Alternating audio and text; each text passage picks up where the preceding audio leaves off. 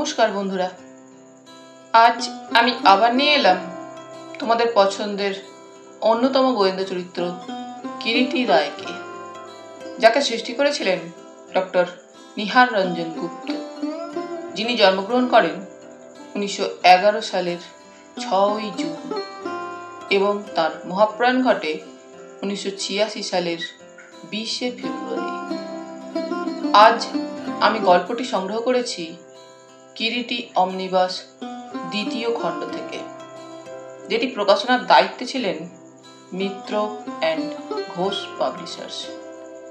এদের সকলের প্রতি আন্তরিকভাবে কৃতজ্ঞতা নিবেদন করে শুরু করছি আজকের গল্প ড্রাগন। আজ থাকলো প্রথম পর্ব।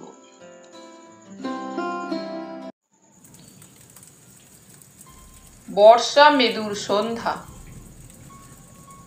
চারিদিকে আবছা কালো অন্ধকারে যেন যবনিকা থির থির করে কাঁপছে। কিরিটির টালিগঞ্জের বাড়িতে তার বসবার ঘরে কৃষ্ণা চুপটি করে বসে কিরিটির গল্প শুনছে। কিরিটির পরিধানে গেরুয়া রঙের খদ্দরের ঢোলা পায়জামা ও গেরুয়া রঙের ঢোলা খদ্দরের পাঞ্জাবি, মুখে পাইপ। কিরিটি বলছিল, এই মিস্ট্রি যাকে তোমরা রহস্য বলো, এ কোনো ধরাবাঁধা নিয়মের মধ্যে পাওয়া যায় না।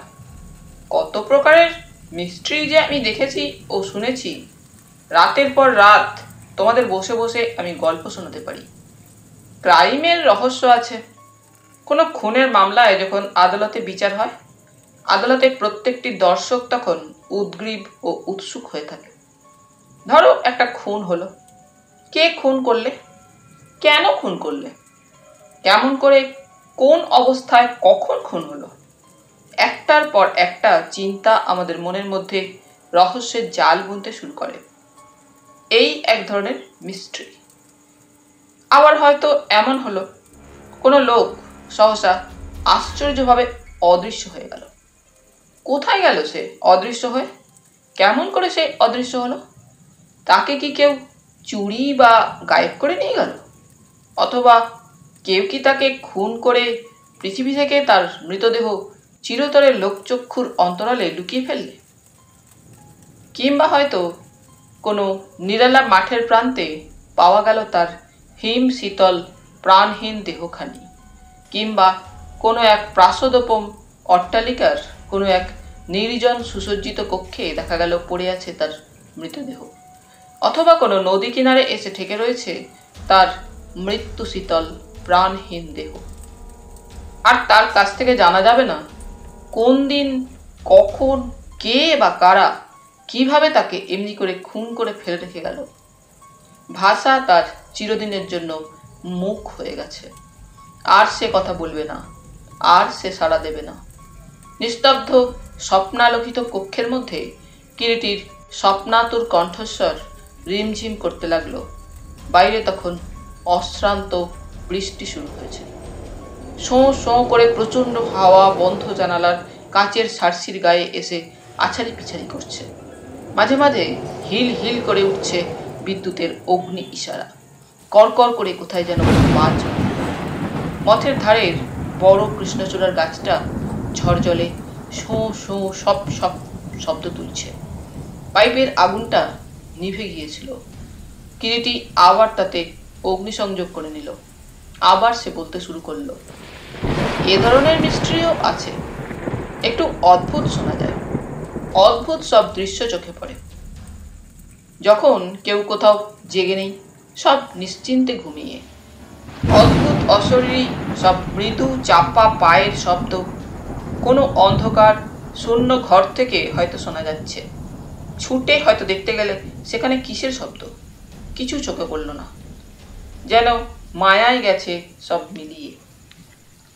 7 সমুদ্র 13 নদীর পাড় থেকে স্বপ্নের ফাঁকে ভেসে আসা ঘুমন্ত রাজকন্যার স্মৃতির মতো। কেউ হয়তো দেখে আবছা চাঁদের আলোয় কোনো পোড়ো বাড়ির বারান্দায় নিঃশব্দে একাকী কে ঘুরে ঘুরে বেড়ায়। কে সে? কেন সে একাকী গভীর রাতে এমনি করে পোড়ো বাড়িতে ঘুরে ঘুরে বেড়ায়? কাকে সে খোঁজে? সে কি কোনো বিদেশি রাজপুত্র? হারিয়ে যাওয়া রাজকুমারীকে আজও এই পৃথিবীর ঘরে ঘরেই নিশীথ রাতে খুঁজে খুঁজে ফেরে? মানুষ না ছায়া, না মিথ্যা দুঃস্বপ্ন? শরীর সহসা রোমাঞ্চিত হয়ে ওঠে। মিস্ট্রি, মিস্ট্রি, রহস্য। কার চাপা ফিসফিস কণ্ঠস্বর, কার করুণ কান্নার স্বর, মৃদু গানের আওয়াজ বা সঙ্গীতের মৃদু রেশ রাতের নিঃশব্দ অন্ধকারে এমনি করে ভেসে আসে। কে শব্দ করে, কে কথা বলে, কে গান গায়, কে বাজায় একা একা আপন মনের? এ প্রশ্নের মীমাংসা কোথায়? কোথায় এ রহস্যের সমাধান? শুধু কি এই মানুষের চরিত্রও কি অনেক সময় একটা প্রকাণ্ড রহস্য হয়ে আমাদের চোখের কোণে মায়া জাগায় না? এই পৃথিবীতে ঘরে ঘরে কত বিভিন্ন চরিত্রের লোকই না আছে। কেউ কাঁদে পরের দুঃখে, কেউ দুঃখ নিয়ে আনন্দ পায়, কেউ ভালোবেসে হয় সুখী, কেউ ঘৃণা করে আনন্দ পায়, কেউ আপনাকে বিলিয়ে দিয়েই ধন্য, কেউ অন্যকে বঞ্চিত করে নিজেকে মনে করে ধন্য। বিচিত্র, সব বিচিত্র রহস্যময়। বিচিত্র এই পৃথিবী, বিচিত্র এই পৃথিবীর মানুষ। মানুষই মানুষকে করে খুন। যে খুন করেছে সেও মানুষ, যাকে খুন করেছে সেও তারই মতো একজন মানুষ। কেউ উদ্দেশ্য নিয়ে খুন করে, আবার কেউ বিনা উদ্দেশ্যেই নিছক নেশায় খুন করে। ডাক্তারি ভাষায় বলা হয় তাদের হোমিসাইডাল ম্যানিয়াক। মানুষের সারাটি রাতের বর্ষণ ক্লান্ত প্রকৃতি প্রথম ভোরের আলোয় ঝিলমিল করছে। কিরিটি লম্বা টান টান হয়ে একটা বড় সোফার উপরে গভীর আলস্যে শুয়ে চোখ বুজে নিঃশব্দে চুরুট টানছে। চুরুটের পিতাভ ধোঁয়া মাথার উপর চক্রাকারে ঘুরে বেড়াচ্ছে। অদূরে আর একটা সোফায় বসে কৃষ্ণা সেদিনকার দৈনিক সংবাদপত্রটা উল্টাচ্ছে। সহসা একসময় কৃষ্ণা বলে উঠল, আজকে সংবাদপত্রটা দেখেছো? কিরিটি চোখ বুজেই জবাব দিল, না, কেন? বিখ্যাত ডেন্টিস্ট ডক্টর চৌধুরীকে কে বা কারা যেন নৃশংসভাবে হত্যা করেছে তার সার্জারি রুমে, ক্লিনিকে। কিরকম? এই দেখো না। কৃষ্ণা সংবাদপত্রটা কিরিটির দিকে এগিয়ে দিল। কিরিটি হাত বাড়িয়ে কৃষ্ণার হাত থেকে সেদিনকার দৈনিকখানা নিল। বললে, বলো কি, চৌধুরী যে আমার বিশেষ বন্ধু? বিখ্যাত দন্ত চিকিৎসক ডক্টর N.N. চৌধুরীর রহস্যময় মৃত্যু। গতকাল বেলা 7টার সময় বিখ্যাত দন্ত চিকিৎসক ডক্টর N.N. চৌধুরীকে ধর্মতলাস্থ তার শয়নকক্ষে মৃত অবস্থায় পাওয়া যায়। অতীব নিষ্ঠুর ও পৈশাচিকভাবে তাকে হত্যা করা হয়েছে। গলার সামনের দিকে একটা 3 ইঞ্চি পরিমাণ ভয়ঙ্কর ক্ষত ও বাম দিককার বুকেতে একটি 4 ইঞ্চি পরিমাণ ক্ষত। মনে হয় যেন কোনো তীক্ষ্ণ নখরে গলায় ও বুকের মাংস খুবলে নেওয়া হয়েছে। ডক্টর চৌধুরী মাত্র বছর 14 আগে জার্মানি থেকে দন্ত চিকিৎসায় পারদর্শী হয়ে আসেন। শহরের দন্ত চিকিৎসক হিসাবে তার যথেষ্ট সুনাম ও প্রতিপত্তি ছিল। ধনী পিতার তিনি একমাত্র পুত্র ছিলেন। নিজেও প্রভূত অর্থ উপায় করেছেন। তিনি অবিবাহিত ও সংযমী, অত্যন্ত বিনয়ী, স্বাস্থ্যবান সুপুরুষ ছিলেন। এই প্রসঙ্গে দিন 15 আগে চেতলার অবসরপ্রাপ্ত আলিপুর জেলের ডেপুটি সুপারিনটেন্ডেন্ট গণনাথ মিত্রের হত্যার কথা মনে পড়ল। তাকেও একদিন প্রাতে তার শয়নকক্ষে ওইরূপ নৃশংস অবস্থায় পাওয়া যায়। তাঁরও গলায় ও বাম দিককার বক্ষে ওইরূপ নৃশংস ক্ষত ছিল। পুলিশের কর্তৃপক্ষ এ সম্পর্কে কি বলেন? কিরিটি সংবাদপত্রটা কৃষ্ণার হাতে ফেরত দিতে দিতে বললে,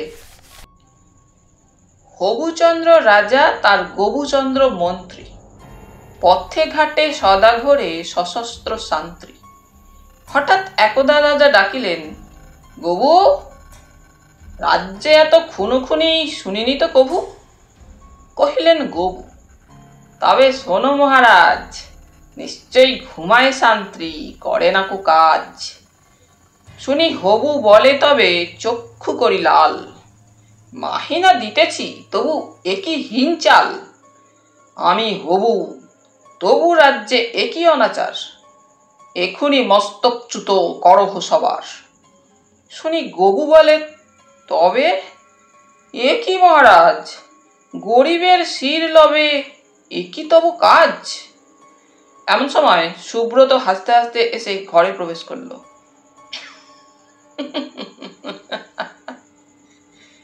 কার শির নিচ্ছ হে? কার আবার? তোমার। অপরাধী জানিল না কি দোষ তাহার, বিচার হইয়া গেল তবু। এসব কি শুনছি হে সুব্রত চন্দ্র? তোমার রাজ্যে কি আজকাল মানুষই মানুষ খেতে শুরু করেছে? হ্যাঁ, কন্ট্রোলের চালে মানুষের পেট ভরছে না, তাই মানুষের বুকের মাংস খুবলে খেতে হচ্ছে। তা তো বুঝলাম, কিন্তু আসল ব্যাপারটা কি বলতো? মাথা মুন্ড এখনো কিছু বুঝে উঠতে পারছি না, তবে চেষ্টা ত্রুটি করছি না। কয়েকদিন পরে গভীর রাত্রে, শীতের মধ্যরাত্রি, স্বল্প কুয়াশায় মৃদু অস্বচ্ছ অবগুণ্ঠন তলে কলিকাতা শহর যেন তন্দ্রানত। ব্ল্যাক আউটের নিস্তেজ বাতির ম্রিয়মান রশ্মিগুলি কুয়াশার মায়াজালে আটকে পড়ে যেন মুক্তির আশায় পীড়িত হয়ে উঠেছে। কিরিটি শ্যামবাজারে এক বন্ধুর বাড়িতে নিমন্ত্রণ রক্ষা করে বাড়ি ফিরছে। ট্রাম ও বাস বন্ধ হয়ে গেছে, রাস্তায় লোক চলাচল এক প্রকার বন্ধ হয়ে গেছে বললেও চলে। শুধু হেতা হোতা ফুটপাতের ওপরে ও ঝোলালো বারান্দার আশ্রয়ে দু একজন ভিক্ষুক নিঃশব্দে রাত্রির বুকে জীবনের স্পন্দনটুকু জাগিয়ে রেখেছে। কিরিটি ইচ্ছে করে গাড়ি ফেরত পাঠিয়ে দিয়েছিল। হীরা সিংকে বলে দিয়েছিল সে হেঁটেই বাড়ি ফিরবে।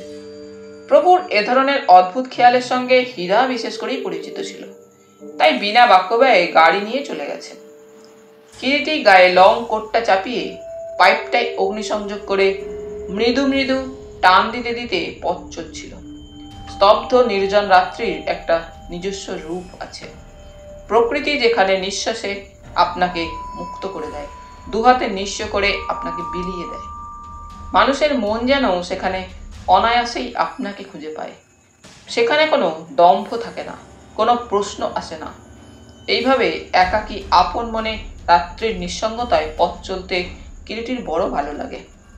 বউবাজারের কাছাকাছি আর্নহার্স্ট স্ট্রিটের মোড়ে তখনও একটা পানের দোকানে দুজন খরিদ্দারের ভিড়। কিরিটি এগিয়ে চলে। এত বড় জনকোলাহল মুখরিত নগরী যেন কোনো জাদু মন্ত্রের স্পর্শে ঘুমিয়ে পড়েছে। রাত্রি তখন প্রায় 1:30 হবে। কিরিটি রসা রোড ও লেক রোডের কাছাকাছি এসে আবার তার পাইপটায় নতুন করে তামাক ভরে অগ্নিসংযোগ করে নিল। সবে কয়েক গজ এগিয়েছে, এমন সময় একটা দীর্ণ আর্ত চিৎকার নৈশরাত্রির স্তব্ধ নির্জনতাকে ছিন্ন ভিন্ন করে জেগে উঠল। কিরিটি থমকে দাঁড়ালো। দীর্ণ চিৎকারটা যেন সহসা রাত্রির স্তব্ধ সমুদ্রে একটা আকস্মিক শব্দের ঢেউ তুলে সহসাই মিলিয়ে গেল। কিরিটি ভাবলে, শুনতে ভুল হয়নি তো? অন্যমনস্কভাবে সে ইতস্তত দৃষ্টিপাত করতে লাগলো। আবার সেই চিৎকার। না, ভুল নয়, এই যে কোনো মানুষের বুক ভাঙা দীর্ণ চিৎকার। কিরিটি উৎকর্ণ হয়ে দাঁড়ালো। আবার সেই চিৎকার। মনে হচ্ছে যেন ডান দিককার কোন একটা বাড়ি থেকে আসছে সেই চিৎকারের শব্দ। ডান দিকে কতগুলো 1 তলা 2 তলা 3 তলা নানা আকারের বাড়ি ব্ল্যাক আউটের স্তিমিত আলোকে কেমন ভৌতিক ছায়ার মতোই প্রতীয়মান হয়। কিরিটি দ্রুত পদে অনুমানে শব্দটা যেদিক থেকে আসছিল সেই দিকে লক্ষ্য করে এগিয়ে চলল। একটা বাড়ির কাছাকাছি আসতেই পাশের একটা সরু গলিপথ দিয়ে কে যেন ছায়ার মতো দ্রুত পদে এগিয়ে এলো।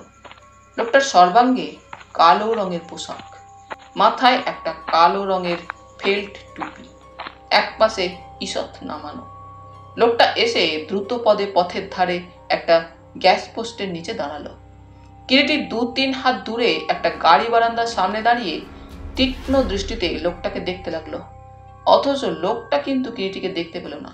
লোকটার সর্বাঙ্গ যেন একটা গভীর উত্তেজনায় কাঁপছে। গ্যাস পোস্টের খানিকটা আলো তীর্যক গতিতে লোকটার মুখের ডান পাশে এসে পড়েছে।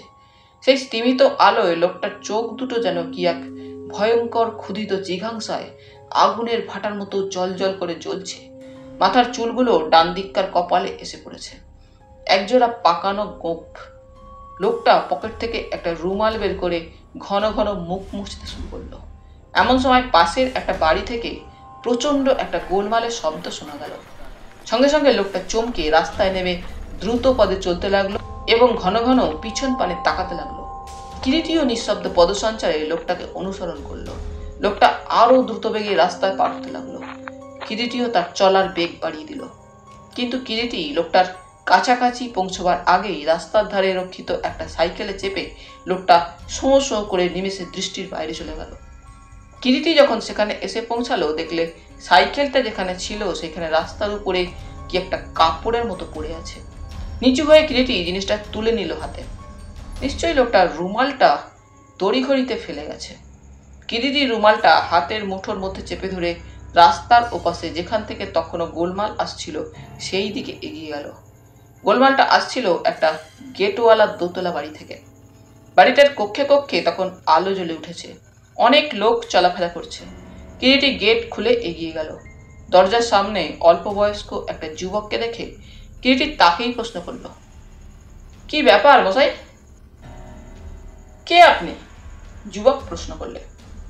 একজন পথিক ভদ্রলোক, এই পথ দিয়ে যাচ্ছিলাম, গোলমাল শুনে দেখতে এলাম, ব্যাপার কি? কি আর বলবো মশাই। যুবকের কণ্ঠস্বর কাঁপতে লাগলো। কিরিটি স্পষ্টই বুঝতে পারলে কোনো কারণে যুবক অত্যন্ত উত্তেজিত হয়ে উঠেছে। কি ব্যাপার কি? ব্যাপার যে কি তা কি আমি বুঝতে পারছি। ভৌতিক কাণ্ড মশাই। ভৌতিক কাণ্ড বলেন কি? তাছাড়া আর কি, মানুষ যে মানুষকে ওভাবে খুন করতে পারে, এই যে স্বপ্নেরও অতীত। খুন? হ্যাঁ, খুন। পুলিশে সংবাদ দিয়েছেন? না, দিইনি তো। ফোন আছে বাড়িতে? আছে। চলুন শিগগির পুলিশে একটা ফোন করা যাক। কিরিটি যুবকের সঙ্গে বৈঠকখানা এসে ফোনের রিসিভার তুলে নিল। হ্যালো, বড়বাজার। ওপাশ থেকে জবাব এলো, হ্যালো, কে? কে, সুব্রত? কিরিটি প্রশ্ন করলো এপাশ থেকে। হ্যাঁ, ব্যাপার কি? কিরিটি না? হ্যাঁ হ্যাঁ, শীঘ্র এসো। ড্যাশ নাম রসার রোডে একজন খুন হয়েছেন। খুন? এত রাত্রে? আরে ছাই, এসোই না। তুমি থাকছো তো? হ্যাঁ আছি, এসো তাড়াতাড়ি। কিরিটি রিসিভারটা নামিয়ে রাখলো। তারপর যুবকের দিকে ফিরে দাঁড়িয়ে বললে, চলুন দেখি কোথায় খুন হয়েছে। আসুন। নিস্তেজভাবে যুবক কিরিটিকে আহ্বান করলো। উপরে একটা ঘরে যুবকের পিছু পিছু কিরিটি এসে প্রবেশ করলো। বেশ প্রশস্ত, সাজানো গোছানো একখানা ঘর। মেঝেতে দামি পুরু কার্পেট বিছানো। ঘরের একপাশে একখানা দামি খাটে নির্ভাজ একটি শয্যা বিছানো। একপাশে একটা টেবিল, একটি বুক শেলফ। টেবিলের উপরে কাগজপত্র স্তূপাকার করা আছে। একপাশে একটি লোহার সিন্দুক। টেবিলের সামনে একটি গদি মোড়া চেয়ার। টেবিলের উপরে সবুজ ঘেরাটোপে ঢাকা একটি টেবিল ল্যাম্প জ্বলছে। তারই আলোয় ঘরটি আলোকিত। মেঝে কার্পেটের উপরে দামি স্লিপিং স্যুট পরা কি একজন উপুর হয়ে পড়ে আছে। পিঠের দিকে স্লিপিং স্যুটটা ছিন্ন ভিন্ন, রক্তে ভিজে লাল হয়ে উঠেছে। কিরিটি এগিয়ে দেখল পিঠের উপরে প্রকাণ্ড দু তিনটি গভীর ক্ষত। মনে হয় কোনো এক হিংস্র রক্তপিপাসু জন্তু যেন তীক্ষ্ণ দন্তাঘাতে লোকটার পিঠের মাংস খুবলে নিয়েছে। কি ভয়ানক পৈশাচিক দৃশ্য। কিরিটি পকেট থেকে টর্চ বের করে ভূপতিত ব্যক্তিকে আলোতে আরো ভালো করে দেখতে লাগলো। একবার নাকের কাছে হাত নিয়ে দেখতে গেল। নাক মুখ দিয়ে রক্তাক্ত ফেনা গড়াচ্ছে। চোখ দুটো খোলা, যেন ঠিকরে বের হয়ে আসতে চায়। মুখে চোখে একটা অস্বাভাবিক আতঙ্ক যেন প্রকট হয়ে উঠেছে। কিরিটি লোকটার বুকে হাত দিয়ে দেখলে, না, লোকটার নিঃসন্দেহে মৃত্যু হয়েছে। গলার উপরে ও কিসের নীল দাগ, ও যে আঙুলের দাগ বলেই মনে হয়। হ্যাঁ, লোকটাকে কণ্ঠনালী চেপে নিষ্ঠুরভাবে শ্বাস রোধ করে মারা হয়েছে। কিন্তু কি ভয়ঙ্কর পৈশাচিকতা, কি দানবীয় নিষ্ঠুরতা। কিরিটি একটা নিঃশ্বাস ছেড়ে উঠে দাঁড়ালো এবং অদূরে স্থান মতো দণ্ডায়মান যুবকের মরার মতো রক্তহীন ফ্যাকাশে মুখের দিকে তাকালো। চলুন এ ঘর থেকে অন্য ঘরে যাওয়া যাক, কিরিটি মৃদু স্বরে যুবককে বললে। দুজনে ঘরের দরজাটা ভেজিয়ে দিয়ে পাশের ঘরে দুখানা চেয়ার অধিকার করে বসল। বাইরে তখন 4-5 জন ভৃত্য উকিঝুঁকি মারছে। উনি আপনার কে হন? কিরিটি প্রথমে নিস্তব্ধতা ভেঙে প্রশ্ন করলে। আমার জ্যাঠামশাই, বিখ্যাত ডক্টর অমিয় মজুমদার। উনি ডক্টর অমিয় মজুমদার? হ্যাঁ। আপনার নাম? সুশীল মজুমদার। এ বাড়িতে আর কে আছেন? জ্যাঠামশাই ব্রহ্মচারী চিরকুমার। আমি ছোটবেলায় মা বাপকে হারিয়েছি। জ্যাঠামশাইয়ের কাছেই মানুষ। যুবকের চোখ দুটি ছলছল করে এলো, কণ্ঠস্বর রুদ্ধ হয়ে এলো। এরা সব চাকর বাকর, ঠাকুর, সোফার। ব্যাপারটা কখন জানতে পারলেন? আমি জ্যাঠামশাইয়ের পাশের ঘরেই ঘুমাই। জ্যাঠামশাই রাত্রে সাধারণত অনেক রাত্রি পর্যন্ত জেগে পড়াশোনা করেন। আজও বোধহয় তাই করছিলেন। হঠাৎ একটা চিৎকার শুনে আমার ঘুম ভেঙে যায়। প্রথমটা বুঝতে পারিনি। আবার চিৎকার শোনা গেল। তখন মনে হলো যেন পাশের ঘর থেকেই আসছে। ছুটে ঘরের বাইরে চলে আসি। জ্যাঠামশাইয়ের ঘরের দরজা ঠেলতে গিয়ে দেখি দরজা ভিতর থেকে বন্ধ। অনেক কষ্টে ঠেলাঠেলি করে ও চিৎকার করেও যখন দরজা খুলতে পারছি না, এমন সময় সহসা দরজাটা দরম করে খুলে গেল এবং কে যেন অন্ধকারে ঝড়ের মতো আমাকে এক প্রকার ধাক্কা দিয়ে ঠেলে ফেলে দিয়েই ছুটে সিঁড়ির দিকে চলে গেল। ততক্ষণে চাকর বাকরেরাও গোলমাল শুনে সিঁড়ি দিয়ে উপরে উঠে এসেছে। কিন্তু লোকটা সকলকে যেন ঝড়ের মতোই ধাক্কা দিয়ে ঠেলে ফেলে আচমকা অদৃশ্য হয়ে গেল।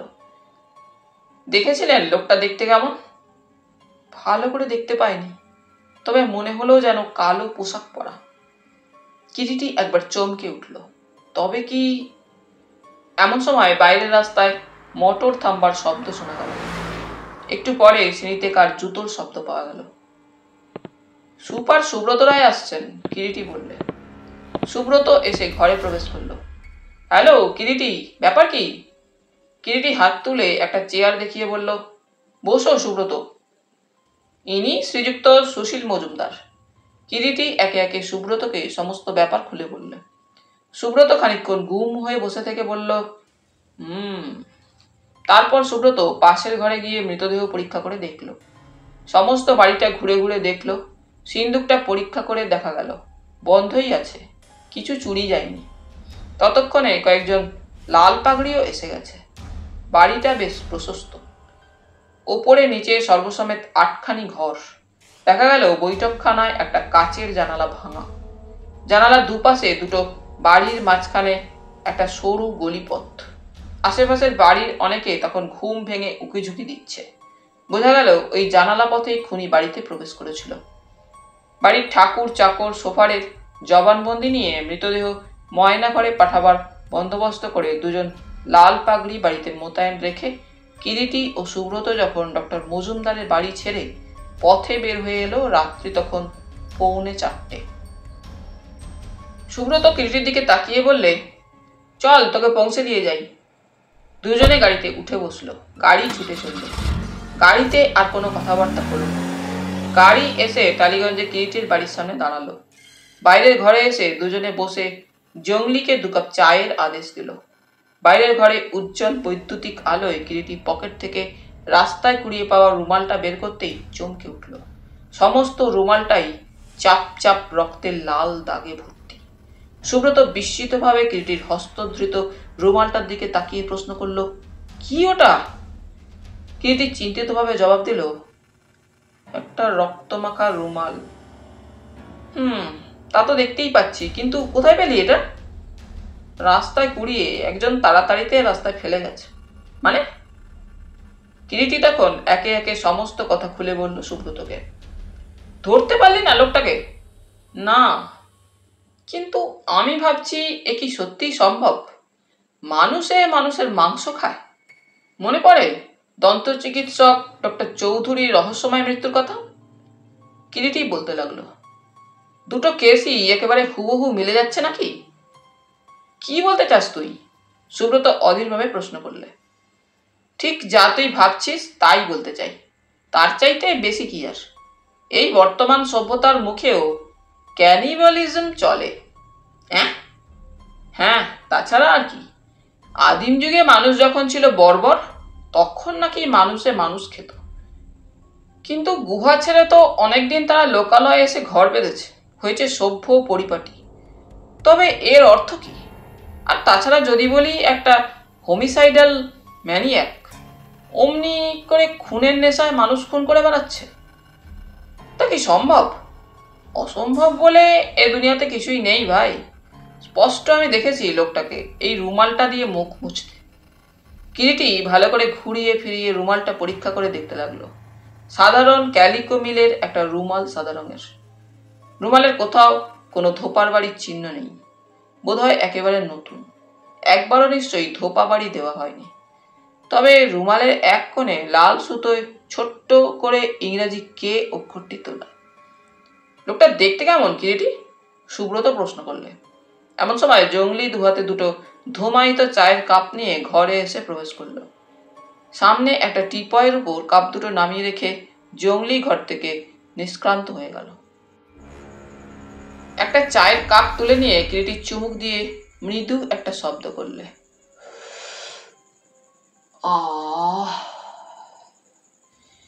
কে বলে রে অমৃত সুদূর স্বর্গেতে, চেয়ে দেখ ভরা এই চায়ের পাত্রেতে। ভোরের আলো সবে ফুটি ফুটি করছে। রাতের বিলীয়মান অন্ধকারের অস্বচ্ছ যবনিকাখানি একটু একটু করে নিঃশেষে মিলিয়ে যাচ্ছে। একটা মৃদু শীতল হাওয়া ভোরের বার্তা নিয়ে খোলা জানালা পথে ঝিরঝির করে এসে প্রবেশ করল। সুব্রত আবার প্রশ্ন করতে যাচ্ছিল, কিন্তু কিরিটি বাধা দিয়ে বলে উঠল, লোকটা লম্বায় প্রায় 6 ফুট মতো হবে, বলিষ্ঠ পেশল গঠন, দ্রুত চলন, পরিধানে কালো রঙের গরম সার্জের স্যুট ছিল, মাথায় কালো রঙের ফেল্ট টুপি, মুখে একজোড়া বড় পাকানো গোঁফ, সামনের দাঁত দুটো উঁচু, নিচের ঠোঁটের উপর চেপে বসেছে। তীক্ষ্ণ শিকারী বিড়ালের মতো খড় অনুসন্ধানী হিংস্র গোল গোল দুটি চোখ। মৃদু গ্যাসের আলোয় যেন ভয়ঙ্কর এক শয়তানের প্রতিমূর্তির মতো দেখাচ্ছিল। এখনো যেন তার ক্ষুধিত চোখের অন্তর্ভেদী দৃষ্টি আমার চোখের উপর ভাসছে। হ্যাঁ, মানুষ, তবে আমাদের মতো কিনা জানি না, কিরিটি মৃদু স্বরে জবাব দিল।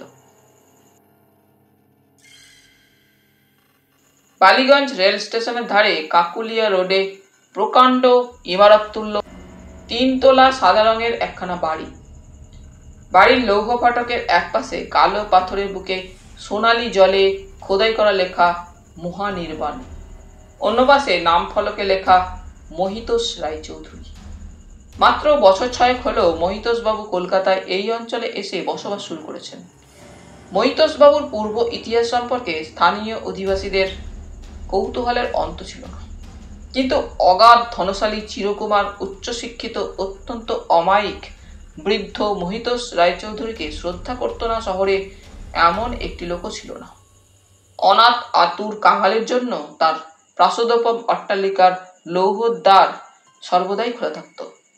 প্রার্থীকে কখনো কেউ কোনোদিন মহিতোষের দ্বার হতে রিক্ত হস্তে ফিরতে দেখেনি। স্কুলের চাঁদার খাতায়, স্থানীয় লাইব্রেরি, সার্বজনীন উৎসবাদী নানা প্রতিষ্ঠানে তার চাঁদার অংশটা সকলকে ডিঙিয়ে যেত। মুক্তহস্ত উদার প্রকৃতির সদা হাস্যময় মহিতোষ সকলের বন্ধু। এইসব নানাবিধ গুণাবলীতেই শহরবাসীরা মুগ্ধ হয়ে তার নামকরণ করেছিলেন রাজা মহিতোষ। মহিতোষের আধিপত্যও ছিল যথেষ্ট। স্থানীয় স্কুল সমিতির প্রেসিডেন্ট, লাইব্রেরির প্রেসিডেন্ট, সভা সমিতির প্রেসিডেন্ট, কোনো উৎসবেই মহিতোষকে বাদ দিলে চলে না। কর্পোরেশনের একজন প্রতিপত্তিশালী কাউন্সিলর মহিতোষ। গুজব সামনের মেয়র নির্বাচনে তিনিই একজন প্রার্থী। মহিতোষের বয়স যে ঠিক কত সেটা অনুমান করা একটু বেশ কঠিন। দৈর্ঘ্যে প্রায় 6 ফুট, পেশল বক্ষ, বলিষ্ঠ গঠন, গায়ের বর্ণ উজ্জ্বল শ্যামবর্ণ, গোলগাল সদা চঞ্চল দুটি চোখ, দৃষ্টিতে বুদ্ধির পাখর্য যেন ঠিকরে বের হয়। কপালের দুপাশে একটুখানি টাক দেখা দিয়েছে। ঘন কৃষ্ণ কালো চুলের মধ্যে 2-4টে পাকা চুলও দেখা যায়। দাড়ি গোঁফ নিখুঁতভাবে কামানো। মুখের গঠন তীক্ষ্ণ, নিচের ঠোঁটটা একটু বেশি পুরু ও ভারী। মুখে সর্বদাই যেন খুশির এক টুকরো হাসি জেগে আছে। সংসারে তার আপনার বলতে কেউ নেই, তবে অনাত্মীয় পোষ্যের দল তাকে আপনজনের মতো সর্বদাই আঁকড়ে ধরে আছে। মহিতোষ মিতাহারী, সংযমী ও মিতভাষী। উপরের তলায় দুখানি ঘর তার নিজস্ব ব্যবহারের জন্য, বাড়ির বাকি ঘরগুলিতে অনাত্মীয়ের দল ভিড় করে আছে, ঠাকুর ও চাকর অনেকগুলি। উপরে তার নিজস্ব দখলে যে ঘর দুখানি, তার একখানি তার শয়নঘর, অন্যখানি লাইব্রেরি। শয়নঘরখানি আকারে মাঝারি। ঘরের এক কোণে একটা স্প্রিংয়ের খাটে নিভাজ শয্যা বিছানো। খাটের সামনেই একটি টিপয়ে একটি সুদৃশ্য নামী টাইমপিস ও টেলিফোন। ঘরের মধ্যে প্রকাণ্ড একখানা এনলার্জড ফটো তার পিতার। ঘরে আর কোনো আসবাবপত্র নেই। মেঝেতে দামি কাশ্মীরি কার্পেট বিছানো। শয়নঘরের সংলগ্ন ছোট্ট একটি ঘর আছে, তাতে মহিতোষের আবশ্যকীয় জামাকাপড় ও অন্যান্য আবশ্যকীয় জিনিসপত্র বোঝাই। ঘরটি সর্বদাই প্রায় তালাবন্ধ থাকে। শয়নঘরের সংলগ্ন বাথরুম আছে। লাইব্রেরি ঘরখানি আকারে প্রশস্ত। মেঝেটাতেও দামি পুরু কার্পেট বিছানো, আধুনিক কেতাদুরস্তভাবে সুদৃশ্য সোফায় সজ্জিত। অদৃশ্য বৈদ্যুতিক বাতিদান থেকে ঘরখানি রাত্রে আলোকিত করার ব্যবস্থা। 2-3টি সিলিং ফ্যান। ঘরের একপাশে সুদৃশ্য কাচের আলমারিতে নানা শাস্ত্রের সব বই। ঘরের একপাশে একখানা সুদৃশ্য সেক্রেটারিয়েট টেবিল, তার উপরে কাগজপত্র, ফাইল প্রভৃতি সাজানো। সামনে একখানা রিভলভিং গদি আটা চেয়ার। মহিতোষের বাড়িতে তার দর্শনার্থীর ও দায়প্রার্থীর সর্বদাই ভিড়। কেউ এলে মহিতোষ তার সঙ্গে এই লাইব্রেরি ঘরে বসেই কথাবার্তা বলেন। অতিথি অভ্যাগতদের আদর আপ্যায়নের কোনো ত্রুটি মহিতোষের বাড়িতে হয় না। সাধারণত সারাদিন ও সন্ধ্যা 7:30 পর্যন্ত মহিতোষ সকলের সঙ্গে দেখা সাক্ষাৎ করেন। 7:30 পরে কেউ এলে, হাজার প্রয়োজনীয় কাজ হলেও তিনি কারো সঙ্গে দেখা সাক্ষাৎ করেন না। বাড়ির লোকেরা বলে মহিতোষ নাকি অনেক রাত্রি পর্যন্ত জেগে পড়াশোনা করেন। মহিতোষের নিজস্ব কাজকর্ম যা কিছু তার প্রিয় পাহাড়িয়া বৃত্ত ঝুমনি করে। কলকাতার পুলিশের কর্তৃপক্ষের সঙ্গে মহিতোষের যথেষ্ট হৃদ্যতা দেখা যায়। বিখ্যাত গোয়েন্দা সুপার সুব্রত রায় মহিতোষের একজন পরম বন্ধু। প্রায়ই সুব্রত মহিতোষের ওখানে আসে ও নানা গল্প গুজবে সময় কাটায়। সেদিন সন্ধ্যার দিকে মহিতোষের লাইব্রেরি ঘরে বসে দুজনে সুব্রত ও মহিতোষ গল্প করছিলেন। মহিতোষ বলছিলেন, মানুষের মন সর্বদাই বড় বিচিত্র সুব্রতবাবু। মানুষ যে ঠিক কি চায় ও কি চায় না তা হয়তো নিজেই সে অনেক সময় বুঝে উঠতে পারে না। আসলে মানুষের মনের মধ্যে দুটো সত্তা আছে, তার মধ্যে একটা থাকে জেগে, অন্যটা থাকে ঘুমিয়ে।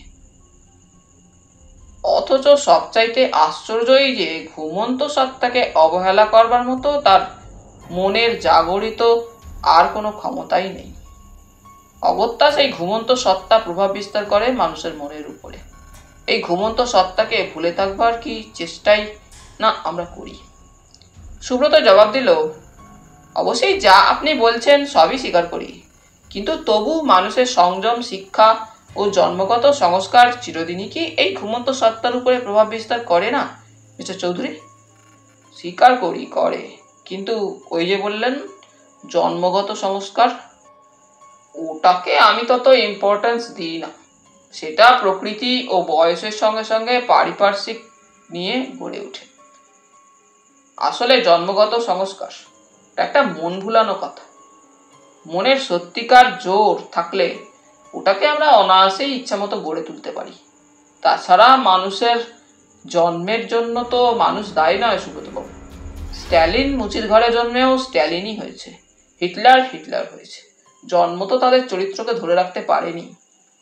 সুব্রত হাসতে হাসতে বললে, পারেনি সত্যি বটে, তবু রক্তের ঋণকে কেউ কোনোদিন অস্বীকার করতে পারেনি ও পারবে না। যে সংস্কার তার জন্মের সঙ্গে সঙ্গে তার দেহের প্রতি রক্তবিন্দুতে সংক্রামিত হয়েছে, তার কাছে ধরা সে দিতে বাধ্য, ইচ্ছাতেই হোক বা অনিচ্ছাতেই হোক। সুব্রতর কথায় মহিতোষ বাবু হা হা করে হেসে উঠলেন। রক্তের ঋণ, বেশ কথাটা কিন্তু মিস্টার রায়। হ্যাঁ, ভালো কথা। আপনি একদিন বলছিলেন আপনার বন্ধু কিরিটি রায়ের সঙ্গে আমার আলাপ করিয়ে দেবেন। নিয়ে আসুন না তাকে একদিন এখানে।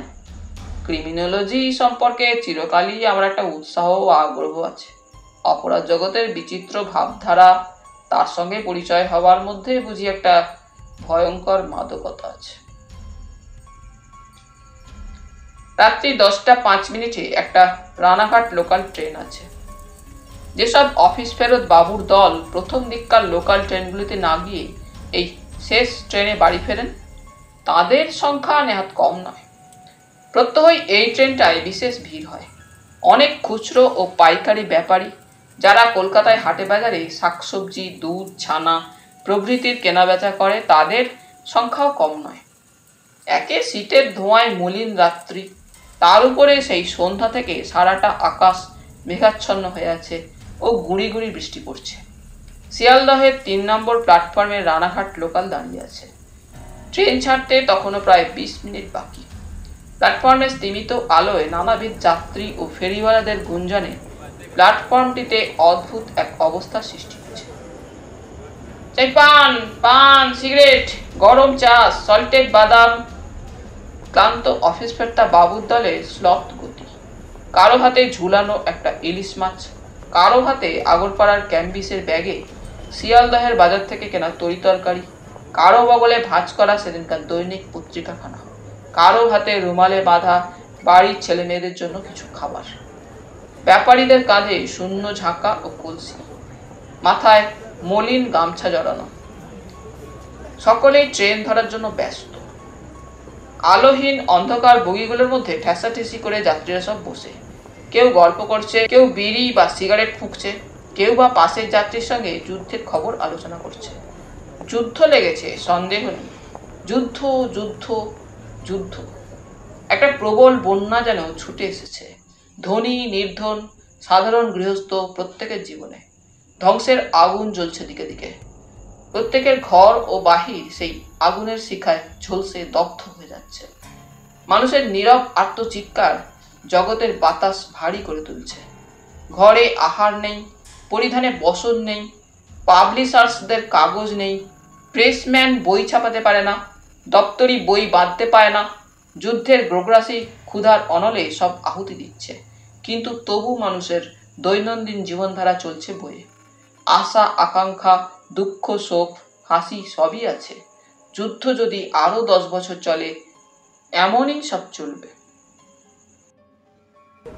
ট্রেন ছাড়বার আর মাত্র মিনিট 10 বাকি আছে। একখানি সেকেন্ড ক্লাস কামরা, সেখানেও ভিড়ের অন্ত নেই। সমগ্র দেহ কালো একটা ভারী ওভারকোটে ঢাকা, মাথায় কালো ফেল্ট হ্যাট। একজন যাত্রী এসে কামরার সামনে দাঁড়ালো। দরজার উপরেই একটি কেতাদুরস্ত যুবক দাঁড়িয়েছিল। তিলমাত্র বসবার স্থান নেই। 7-8 জন মাঝখানে জায়গাটুকুতে ভিড় করে দাঁড়িয়ে আছে। যুবকটি বললে, এ গাড়িতে জায়গা নেই স্যার। আগন্তুক তার বলিষ্ঠ মুষ্টিতে গাড়ির হ্যান্ডেলটা চেপে ধরে কর্কশ গলায় বললে, কেন?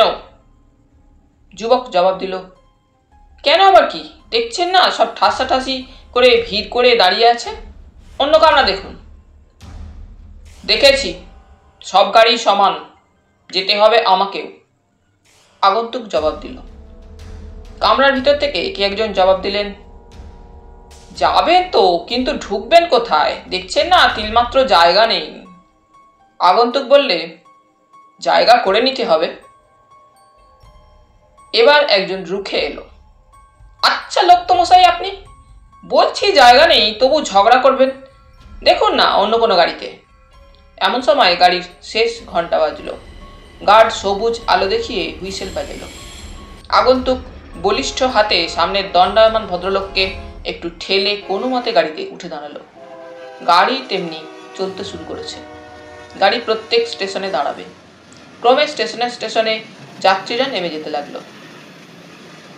ব্যারাকপুর এসে গাড়ি খালি হয়ে গেল প্রায়। গাড়িতে তখন আগন্তুক ও যুবকটি। অন্ধকার শীতের রাত্রি, টিপ টিপ করে বৃষ্টি পড়ছে।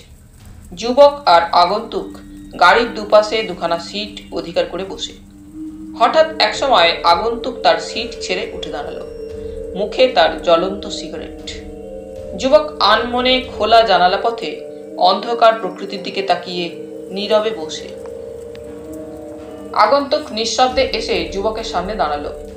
ওর ডান হাতখানি যুবকের কাঁধের উপরে রাখলো। কে? চমকে যুবক মুখ ফেরালো। চাপা গম্ভীর গলায় আগন্তুক বললে, চুপ, আস্তে। কি নাম তোমার? আগন্তুকের মুখে জ্বলন্ত সিগারেটের স্তিমিত আলোয় তার উদ্ভাসিত মুখের দিকে সভয়ে তাকালো যুবক। লোহার মতো শক্ত একখানা মুষ্টি যেন যুবকের কাঁধের মাংসপেশিকে সাঁড়াশির মতো আঁকড়ে ধরেছে। কি ভয়াবহ আগন্তুকের মুখখানা! গোল গোল দুটি চোখের দৃষ্টি সিগারেটের আগুনের আলোয় যেন কি এক অস্বাভাবিক মৃত্যু ক্ষুধায় লকলক করছে। সামনের দিকে উপরের পাটি বড় বড় দুটো দাঁত নিচের পুরু ঠোঁটটার উপরে যেন চেপে বসেছে। একজোড়া পাকানো গোঁফ, মাথার টুপিটা একদিকে হেলানো।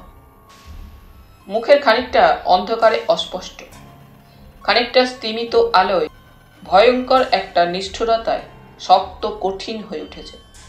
যুবকের শরীরে স্নায়ু বেয়ে যেন তীব্র ভয়ের স্রোত শিরশির করে বয়ে গেল।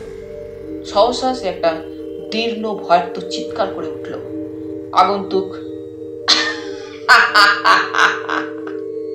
করে তীব্র বাজের মতো হেসে উঠল। সেই ভয়ঙ্কর হাসির শব্দও যেন অদ্ভুত একটা বিভীষিকায় চলন্ত গাড়ির শব্দকে ছাপিয়ে অন্ধকার কামরার মধ্যে প্রেতায়িত হয়ে উঠল। আগন্তুক তখন দুহাত দিয়ে যুবকের কণ্ঠনালী চেপে ধরেছে। এদিকে সেই চিৎকারের সঙ্গে সঙ্গে সেখানে আশেপাশের কামরা থেকে লোক এসে জড়ো হয়েছে। ব্যাপার কি, ব্যাপার কি মশাই?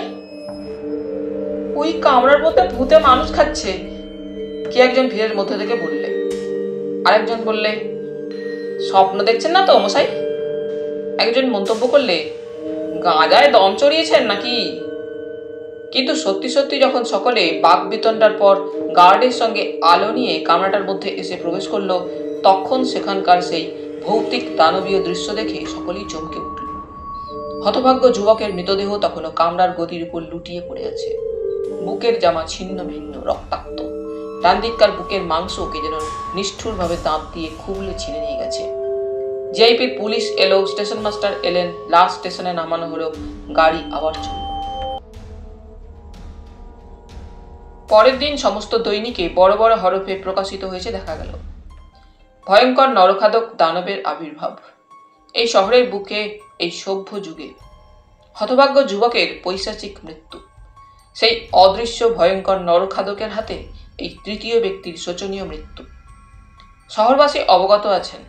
কয়েক মাসের মধ্যে আলিপুরের অবসরপ্রাপ্ত সুপার ও ডক্টর N.N. চৌধুরীর এইভাবে মৃত্যু হয়। তারপর আর একজন বিখ্যাত ডাক্তার অমিয় মজুমদারের মৃত্যু হয়। এই যে শহরের বুকে অবাধে নরহত্যা লীলা চলেছে, এর শেষ কোথায়? ঘটনাগুলি হতে স্পষ্টই মনে হয় বুঝি বা কোনো নরখাদক এই শহরের বুকে হত্যা লীলা করে বেড়াচ্ছে। আবার কি সেই বন্য বর্বর যুগ ফিরে এলো? পুলিশের কর্তৃপক্ষ কি নাকে তেল দিয়ে ঘুমাচ্ছেন? সমগ্র শহরবাসী আতঙ্কিত হয়ে উঠেছে। এইভাবে যদি নরখাদক আরও কিছুদিন এই শহরের মধ্যে ঘুরে বেড়ায়, তবে যে শহরবাসীর মধ্যে কি ভয়ঙ্কর পরিস্থিতির উদ্ভব হবে তা কি পুলিশের কর্তৃপক্ষ বুঝতে পারছেন না? ইত্যাদি ইত্যাদি। কিরিটি, সুব্রত, মহিতোষবাবু ও তাঁর এক বিশিষ্ট বন্ধু সমর বসু সকলে বিকালের দিকে মহিতোষের লাইব্রেরি ঘরে বসে চা পান করতে করতে আলাপ আলোচনা করছিল। সমরবাবু বলছিলেন, কি ভয়ঙ্কর ব্যাপার শহরের বুকে চলেছে বলুন তো সুব্রতবাবু। প্রত্যেক শহরবাসীর মনে যে একটা ভয়ঙ্কর আতঙ্ক উপস্থিত হয়েছে তা কি বুঝতে পারছেন না? বুঝেই বা কি করছি বলুন মিস্টার বসু? চেষ্টার তো ত্রুটি করছি না, কিন্তু এও কি সম্ভব? মহিতোষ বলতে লাগলেন, মানুষ তো মানুষের মাংস খেতে পারে না, তবে কি সেই জনকথার কোনো রাক্ষসেরই আবির্ভাব হলো এই শহরে? ভয়ে রাত্রিতে আমার ভালো করে ঘুমই হয় না আজ দুদিন থেকে। কিরিটি হাসতে হাসতে বললে, দরজায় খিল দিয়েছেন তো? মহিতোষ বললেন, তা আবার বলতে, কথায় বলে সাবধানের মার নেই। কিন্তু সত্যি আপনার কি মত বলুন তো কিরিটিবাবু? সমরবাবু প্রশ্ন করলেন। সেও একটা মানুষ, তবে অ্যাবনর্মাল বলতে পারেন।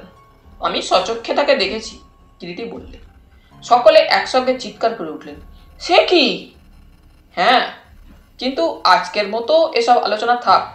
চল সুব্রত। উঠলাম মিস্টার চৌধুরী, নমস্কার। কিরিটি সুব্রতকে নিয়ে ঘর হতে নিষ্ক্রান্ত হয়ে গেল।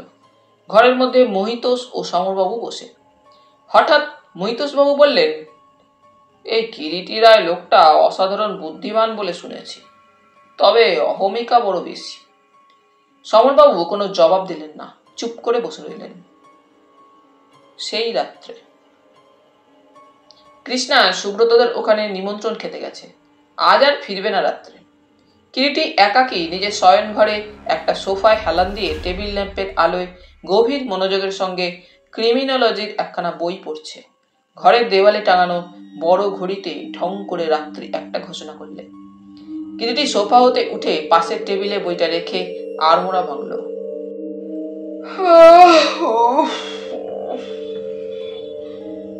অনেক রাত্রি হয়ে গেছে। আলোটা নিভিয়ে দিয়ে খোলা জানালার সামনে এসে দাঁড়ালো। বাইরে চন্দ্রালোকিত নিঃশব্দ রজনী যেন ঘুমিয়ে পড়েছে। রাস্তার মোড়ে কৃষ্ণচূড়ার গাছের পাতায় পাতায় আলো ছায়ার লুকোচুরি। রাত্রির নিঃশব্দ হাওয়া ঝিরঝির করে বইছে। সহসা পশ্চাতে কার ভারী গলার স্বরে কিরিটি বিদ্যুতের মতো চমকে ফিরে তাকালো। কিরিটি রায়? কে? চাঁদের আলোর খানিকটা ঘরের মধ্যে এসে ঈষৎ আলোকিত করে তুলেছে। অস্পষ্ট আলো ছায়ার ঘরের ওপাশের দেওয়াল ঘেঁষে কালো ওভারকোট গায়ে মাথার একপাশে হেলানো কালো ফেল্টের টুপি। কে? কে ও দাঁড়িয়ে? কিরিটি রুদ্ধ নিঃশ্বাসে সামনের দিকে চেয়ে রইল। চকিতে মনের কোণে ভেসে ওঠে রসা রোডের কিছুদিন আগেকার একটা মধ্যরাত্রির কথা। বুঝতে পারি কিরিটি বাবু? আগন্তুক প্রশ্ন করল। কিরিটি নির্বাক। কথা বলার শক্তি যেন তার কণ্ঠ হতে লুপ্ত হয়েছে। আগন্তুক একটা সোফা টেনে নিয়ে বসল। সত্যি মিস্টার রায়, এই নিশুতি রাত ও বাইরের ওই চাঁদের আলো, এর মধ্যে যেন একটা রহস্য লুকিয়ে আছে। বসুন। আপনি যে দাঁড়িয়েই রইলেন, কত দূর থেকে আপনার সঙ্গে দেখা করতে এলাম।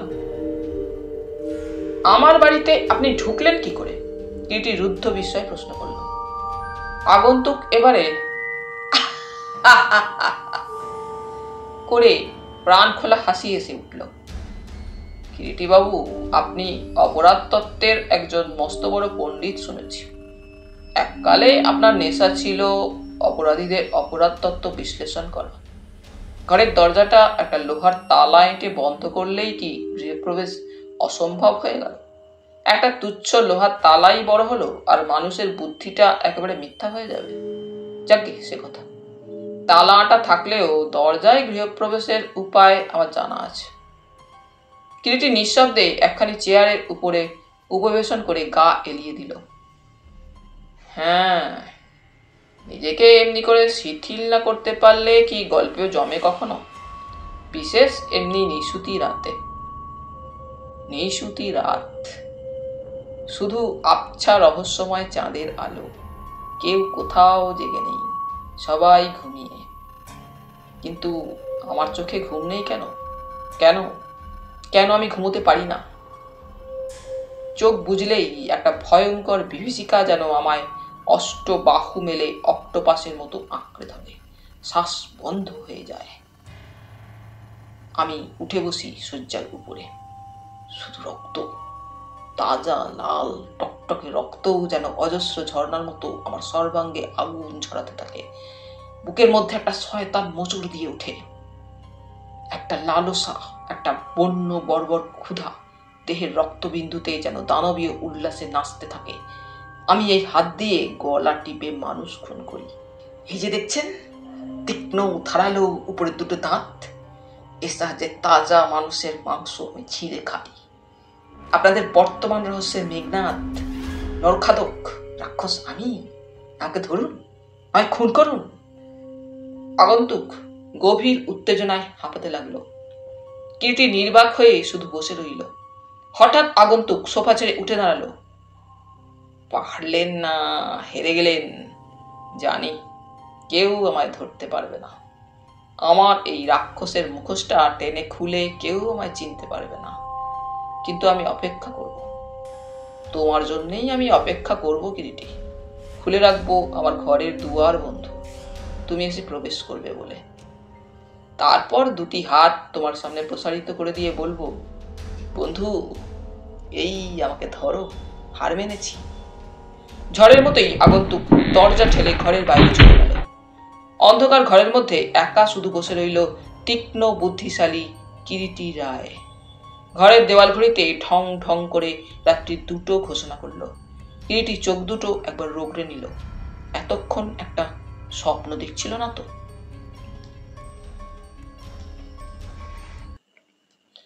হঠাৎ সেদিন বঙ্কিম চ্যাটার্জি স্ট্রিটে এক বিখ্যাত পুস্তক প্রকাশক ও বিক্রেতার দোকানে প্রায় দীর্ঘ 9 বৎসর বাদে সহপাঠী ডক্টর অমিয় চক্রবর্তীর সঙ্গে কিরিটির দেখা হয়ে গেল। ডক্টর অমিয় চক্রবর্তী কলকাতা ইউনিভার্সিটির একজন নামকরা ছাত্র। বিএসসি পাশ করে এসে কারমাইকেল মেডিকেল কলেজ থেকে এমবি পাশ করে, পরে মনোবিজ্ঞানে এমএ পাশ করে। বিলেতে 3 বৎসরকাল অধ্যয়ন করে সাইকিয়াট্রিস্ট হয়ে আসে। যুদ্ধ বাঁধবার মাত্র মাস 6 আগে সে ফিরে আসে। অত্যন্ত খেয়ালি প্রকৃতির। এতদিন বসেই ছিল, হঠাৎ আবার কি খেয়াল হওয়ায় কলকাতায় মাস 2 হলো এসে একটা ক্লিনিক খুলে প্র্যাকটিস শুরু করেছে। 2 মাসেই বেশ নাম হয়েছে তার শহরে। বহুকাল বাদে 2 বন্ধুর দেখা। দুজনে গিয়ে এক রেস্তোরাঁয় প্রবেশ করলো। চা খেতে খেতে নানা সুখ দুঃখের গল্প চলতে লাগলো। কলেজ লাইফে কিরিটি ছিল অত্যন্ত দুর্ধর্ষ, আর অমিয় ছিল শান্তশিষ্ট ভাবুক প্রকৃতির। কিরিটিকে অমিয় কিরাত বলে ডাকত, আর কিরিটি অমিয়কে কুনো বলে সম্বোধন করত। চায়ের কাপে চুমুক দিতে দিতে অমিয় বললে, তুই তো আজকাল মস্ত বড় একজন গোয়েন্দা হয়ে উঠেছিস কিরাত, কাগজে কাগজে তোর নাম। কিরিটি জ্বলন্ত সিগারেটে একটা মৃদু টান দিয়ে ধোঁয়া ছাড়তে ছাড়তে গম্ভীর স্বরে বলল,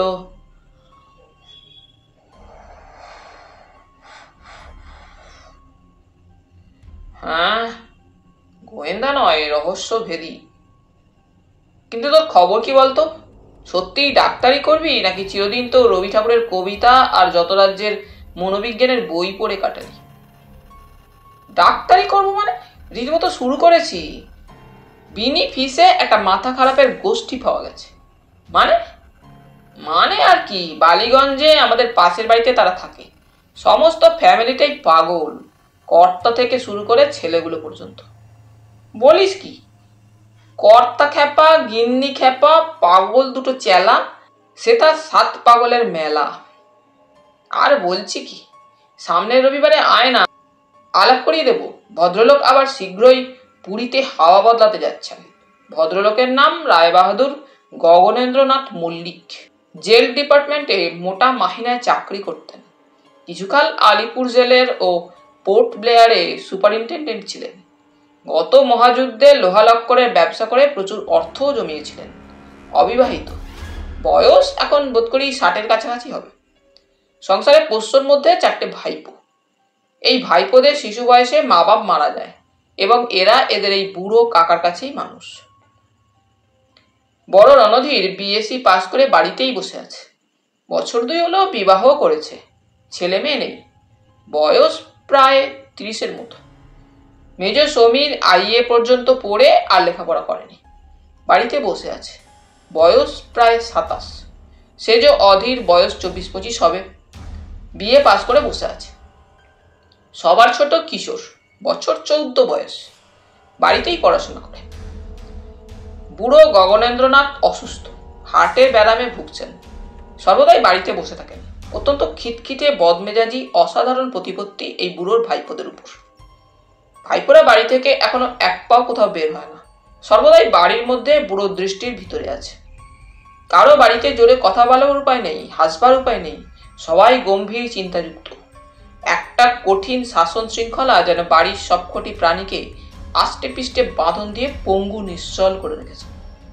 ভাইপোরা খাবে দাবে, ঘুরবে বেড়াবে, দাঁড়াবে, চলবে, ঘুমোবে, সব বুড়ো সৃষ্টি ছাড়া বাঁধা ধরা আইনে। এতটুকু কোনো ব্যতিক্রম হবে না, এমনি কঠোর শাসন বুড়োর। সবার ছোটটাই রীতিমতো হ্যালুসিনেশনে ভুগছে। বাড়ির মধ্যে কেবল একমাত্র বড় ছেলের বউ নমিতা দেবী যেন ওদের গণ্ডির বাইরে। এক বিচিত্র আবহাওয়া, বিচিত্র পরিস্থিতি। বুড়ো হঠাৎ একদিন রাত্রে অসুস্থ হয়ে পড়ায় পাশে থাকি বলে বাড়িতে আমার ডাক পড়েছিল। কি জানি কেন বুড়ো আমাকে যেন একটু স্নেহের চোখেই দেখে, একমাত্র আমাকেই সকলের সঙ্গে মিশতে দেয়। কিন্তু ছেলেগুলো দীর্ঘকাল ধরে ওই অদ্ভুত শাসনগণ্ডির মধ্যে থেকে থেকে মানসিক এমন একটা সদা সশঙ্কিত ভাব হয়েছে যে কারো সঙ্গে মন খুলে কথা বলতে বা দুদণ্ড আলাপ করতে পর্যন্ত ভয়ে শিউরে ওঠে। কি করে যে অতগুলো প্রাণী একটা কুৎসিত গণ্ডির মধ্যে অমনভাবে দিনের পর দিন আটকে রয়েছে ভাবলেও আশ্চর্য হয়ে যায়। আশ্চর্য তো, কিরিটি বললে, এই যুগে এও সম্ভব? মেন্টালি সব কটা লোকই ও বাড়ির আনব্যালেন্সড, সকলেই একটা মানসিক উত্তেজনার মধ্যে আছে, অথচ বিদ্রোহ করবার মতো কারো সাহস নেই। কিরিটি বললে, আমিও বর্তমানে একটা হোমিসাইডাল ম্যানিয়াকের পিছনে ঘুরছি ভাই। দেখি আসছে রবিবার চেষ্টা করবো যেতে। কিন্তু কিরিটির আর রবিবার যেতে হলো না। সহসা শনিবার সকালে বন্ধুর এক চিঠি পেল। প্রিয় কিরাত, পুরী স্বর্গধাম। হঠাৎ গগনবাবুর অনুরোধে পুরী চলে এলাম। সকালে স্বর্গধাম হোটেলে এসে উঠেছি, বেশ লাগছে। কলকাতার ধুলোবালি রোগের বাইরে প্রকৃতির এই গম্ভীর পরিস্থিতিতে মনের সব কটি দুয়ারই যেন খুলে গেছে। সকালে বিকালে শুধু সমুদ্রের বিরাট রূপ নয়ন ভরে দেখি, কখনো ভয়ঙ্কর, কখনো স্নিগ্ধ, কখনো শান্ত। সে এক অপূর্ব। আয়, কটা দিন থেকে যাবি। আমি একটা আলাদা ঘর নিয়েছি, সেখানেই থাকতে পারবি। আসবি তো রে? ভালোবাসা রইল, তোর কুনো। ঘনীভূত। নীল নীল নীল পুরীর সাগর। কি একটা বিরাট অপূর্ব সীমাহীন অনন্ত বিস্ময়। বিশ্ব প্রকৃতি যেন বিরাট এক নীলাম্বরী গায়ে জড়িয়ে অসীমের মাঝে ডুব দিয়েছে। অকুল পারাপারহীন নীলাঞ্জনে দৃষ্টি স্নিগ্ধ হয়ে আসে। অসীম নীলাকাশ যেন স্নেহে আকুল অসীম বারিধির শান্ত শীতল বক্ষে নিঃস্ব করে আপনাকে আপনি উজাড় করে ফেলে দিয়েছেন। শুধু হেরি এক বিপুল মহান নীলিমা, যেদিকে চক্ষু ফিরাই। এ কি অপূর্ব! মহাবিস্ময়ে সমগ্র ইন্দ্রিয়কে মুগ্ধ করেছে। কিরিটি মুগ্ধ হয়ে গেল। একদিন মাত্র এখানে এসেছে, সে কিন্তু একটি দিনই যেন তার সমগ্র মনখানি মুক্ত অবাধ প্রকৃতির সঙ্গে মিশে গেছে। কাজকর্ম চিন্তা সব কোথায় চলে গেছে। গতকাল রাত্রি প্রায় 12টা পর্যন্ত এই সমুদ্রের ধারে বালুকা বেলার উপরে সে বসে বসে কাটিয়েছে। অনেক রাত্রে যখন শুতে যায়, দুই চোখের নিদ্রালু ভারী পাতার সঙ্গে যেন অদ্ভুত এক স্বপ্ন জড়িয়ে থাকে। স্বর্গদ্বার হোটেল থেকে সাগরের বেলাভূমি মাত্র এক রশি পথ দূরে। একতলার খোলা বারান্দায় দাঁড়ালে সাগরের বিপুল রূপ দু চোখের দৃষ্টি জুড়ে ভাসতে থাকে। সারাটা রাত এক অপূর্ব চাপা গুম গুম গর্জন, যেন সাতসাগরের অতল তলে কোনো এক লৌহ কারার অন্তরালে অনাদিকালের বন্দি দৈত্য মুক্তির লাগি লৌহ কপাটের গায়ে মাথা খুঁড়ে খুঁড়ে গর্জন করছে। বিরামহীন ছেদহীন সে গর্জন ধ্বনি। বিশেষ করে রাত্রির অন্ধকারে বিশ্ব চরাচর যখন স্তব্ধ হয়ে যায়, সমুদ্রের কান্না যেন কি এক করুণ বেদনার সাগর বেলায় কেঁদে কেঁদে ফেলে। ছোট মাঝারি বড় কালো কালো ঢেউগুলো শুভ্র ফেনার মুকুতা কিরিট মাথায় পড়ে সাগর বেলার করুণ বেদনায় কেবলই আছড়ে আছড়ে পড়ে। মাটির কাছে বারিধির সেই চিরন্তন মিনতি, ওগো বন্ধু, ওগো আমার শান্ত মাটি, আমায় গ্রহণ করো, আমায় ধন্য করো, আমায় পূর্ণ করো। একজন পাগল সদাচঞ্চল খেয়াল খুশিতে উদ্দাম বাঁধন হারা, অন্যজন শান্ত ধীর। স্বর্গদ্বার হোটেল। হোটেলটি একজন উড়িষ্যাবাসী বাঙালি ভদ্রলোকের। সাগরের প্রায় কোল থেকে উঠেছে স্বর্গদ্বার হোটেলটি। আরাম ও পরিচ্ছন্নতার দিক দিয়ে সত্যি প্রশংসনীয়। ঘরগুলি খোলামেলা, পরিপাটি, সাজানো গোছানো, পরিষ্কার পরিচ্ছন্ন, সুপ্রশস্ত। হোটেলটি সর্বসমেত দোতলা, উপরে ও নিচে অনেকগুলি ঘর। সর্বদাই হোটেলটি নানা জাতীয় লোকের ভিড়ে ভর্তি থাকে। একতলা ও দোতলায় খোলা বারান্দা, সেখানে সোফা, আরামকেদারা প্রভৃতিতে বসবার বন্দোবস্ত আছে। উপরে ও নিচে দুটি খাবার ঘর। গগনেন্দ্রনাথ তার ভাইপোদের নিয়ে নিচেরই কয়েকখানা ঘরে বসবাস করছেন। কিরিটি ডক্টর অমিয়র সঙ্গে একই ঘরে থাকবার বন্দোবস্ত করে নিয়েছে। গগনেন্দ্রনাথ সর্বসমেত 5খানি ঘর নিচের তলায় ভাড়া নিয়েছিলেন। একখানিতে তিনি থাকেন, তার ডান দিককার ঘরে রণধীর সস্ত্রীক, বাঁয়ের ঘরে কিশোর, তার পাশের ঘরে সমীর এবং তার পাশের ঘরে অধীর। কোনো ঘরের সঙ্গে কোনো ঘরের যোগাযোগ নেই। প্রত্যেক ঘরের সঙ্গে আলাদা আলাদা সংলগ্ন ছোট্ট একটা বাথরুম আছে। তাছাড়াও একটি সকলের ব্যবহারের জন্য বড় স্নানঘর আছে। এক ঘর থেকে অন্য ঘরে যাতায়াত করতে হলে বারান্দা দিয়ে যাতায়াত করতে হয়। রেলিং দেওয়া প্রশস্ত বারান্দার সামনে প্রশস্ত একটি বাঁধানো চত্বর। চত্বরের সীমানায় লোহার রেলিং, তারপরেই সদর রাস্তা। রাস্তার নিচে সাগরের বেলাভূমি। গগনেন্দ্রনাথের ফ্যামিলি ছাড়াও নিচের তলায় আরও 3জন বাস করেন। কিরিটিদের পাশের ঘরেই থাকেন বারিন রায় নামে এক বৃদ্ধ ভদ্রলোক। ভদ্রলোকের বয়স 60-এর কাছাকাছি বলেই মনে হয়। দীর্ঘ 6 ফুট, বলিষ্ঠ গড়ন। এত বয়স হয়েছে, তবু শরীরের গাঁথনি দেখলে বিস্মিত হতে হয়। মাথার সাদা চুল ব্যাকব্রাশ করা, দীর্ঘ লম্বিত ধবধবে সাদা দাড়ি, চোখে সোনার ফ্রেমে কালো কাচের চশমা। চোখের গোলমাল আছে বলে তিনি রঙিন কাচের চশমা ব্যবহার করেন। অতি সৌম্য প্রশান্ত চেহারা, হাসি খুশি আমোদে লোক, অত্যন্ত রসিক। ভদ্রলোক অবিবাহিত। বাংলার বাইরে পাণ্ডব বর্জিত মুল্লুকে কোথায় কোন বেসরকারি কলেজে অধ্যাপনা করে এতকাল কাটিয়েছেন। কার্য থেকে বিশ্রাম নিয়ে এখন দেশে দেশে ঘুরে বেড়াচ্ছেন। বেশ সচ্ছল অবস্থা। তাছাড়া বারিনবাবুর পাশের ঘরে যতীন ঘোষ বলে এক ভদ্রলোক থাকেন। ভদ্রলোক চিররুগ্ন, অবস্থাপন্ন বাড়ির ছেলে, স্বাস্থ্যকর জায়গায় কেবল ঘুরে ঘুরে বেড়ান। তার পাশের ঘরে থাকেন তরুণী কুমারী ডক্টর প্রতিমা গাঙ্গুলি। মেডিকেল কলেজ থেকে MB পাস করে বিলেত থেকেও ধাত্রীবিদ্যার ডিগ্রি নিয়ে এসেছেন।